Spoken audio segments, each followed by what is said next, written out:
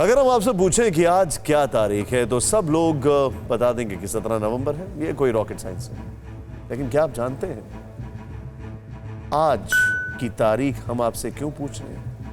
उसका जवाब यह है कि आज दुनिया भर में जो आफत आई थी उसको 1 साल पूरा हो गया है, जिसका पता आज से ठीक 1 साल पहले 17 नवंबर 2019 को चला था, और वो है कोरोना वायरस। 1 साल पहले आज ही के दिन चीन के वुहान शहर में दुनिया का पहला कोरोना संक्रमित केस पाया गया था, और आज 1 साल बाद कोरोना वायरस दुनिया भर में 5.5 करोड़ से ज्यादा लोगों को अपनी चपेट में ले चुका है। कई जगह सेकेंड वेव, थर्ड वेव में आ चुका है, और 13,33,000 से ज्यादा लोगों की जान जा चुकी है। 1 साल पहले शायद ही किसी ने सोचा था कि चीन से निकला एक वायरस इस कदर तबाही मचाएगा कि पूरी दुनिया की तकदीर और तस्वीर बदल कर रख देगा। कोरोना वायरस ने भारत में जमकर कहर बरपाया है। इसके चलते अभी तक 88 लाख उससे भी ज्यादा लोग संक्रमित हो चुके हैं, जिनमें से 82 लाख ठीक हो गए, लेकिन 1,30,000 से ज्यादा लोगों की जान भी गई।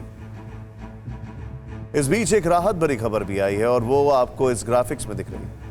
कल का दिन यानी 16 नवंबर पिछले 4 महीने में ऐसा दिन रहा जब 30,000 से कम कोरोना के केस सामने आए। अगस्त में सबसे कम मरीज मिलने का जो आंकड़ा था वो 3 अगस्त का दिन था, जब 50,500 केस सामने आए थे। 21 सितंबर को 75,500 केस आए थे, और सितंबर में ये सबसे कम मामले आने का दिन था। पिछले महीने अक्टूबर में सबसे कम केस का आंकड़ा 36,104 था। लेकिन इसका मतलब ये नहीं है कि आप बेफिक्र हो जाएं, एहतियात बरतना छोड़ दें, क्योंकि 1 साल से लगातार मौत बांट रहे कोरोना को रोकने के लिए, उसका खात्मा करने के लिए क्या क्या नहीं हो रहा है।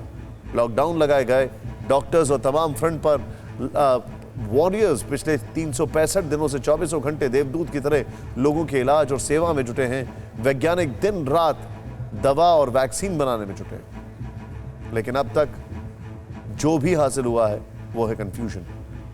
कोरोना वायरस को लेकर पूरी दुनिया में कंफ्यूजन है, और मुख्य तौर पर उसके 2 लेवल हैं, पहला साइंटिफिक और दूसरा एडमिनिस्ट्रेटिव।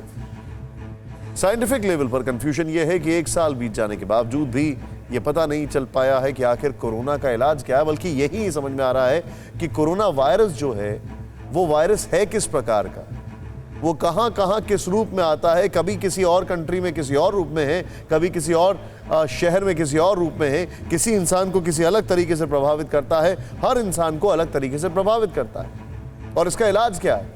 कहने को चंद वैक्सीन सामने आई हैं, लेकिन वो भी कोरोना से 100% सुरक्षा की गारंटी नहीं दे रही।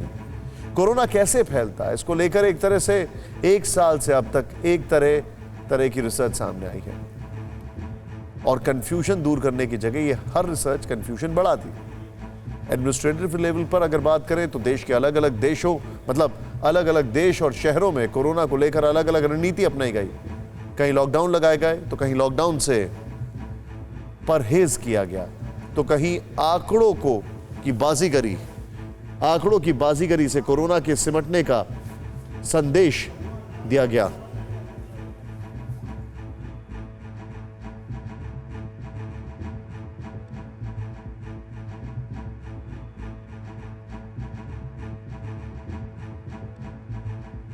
ये सब हमारे देश में भी देखने को मिला है। हमारे यहां भी कंफ्यूजन है, लोगों को समझ नहीं आ रहा है कि कोरोना की अभी क्या स्थिति है, केस कम हो रहे हैं या फिर बढ़ रहे हैं।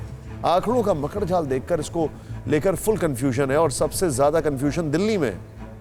दिल्ली के स्वास्थ्य मंत्री सत्येंद्र जैन का दावा है कि राज्य में कोरोना की 3rd वेव का पीक खत्म हो गया, लेकिन नीति आयोग के सदस्य डॉक्टर वीके पॉल दिल्ली के हालात को लेकर अभूतपूर्व बता रहे हैं।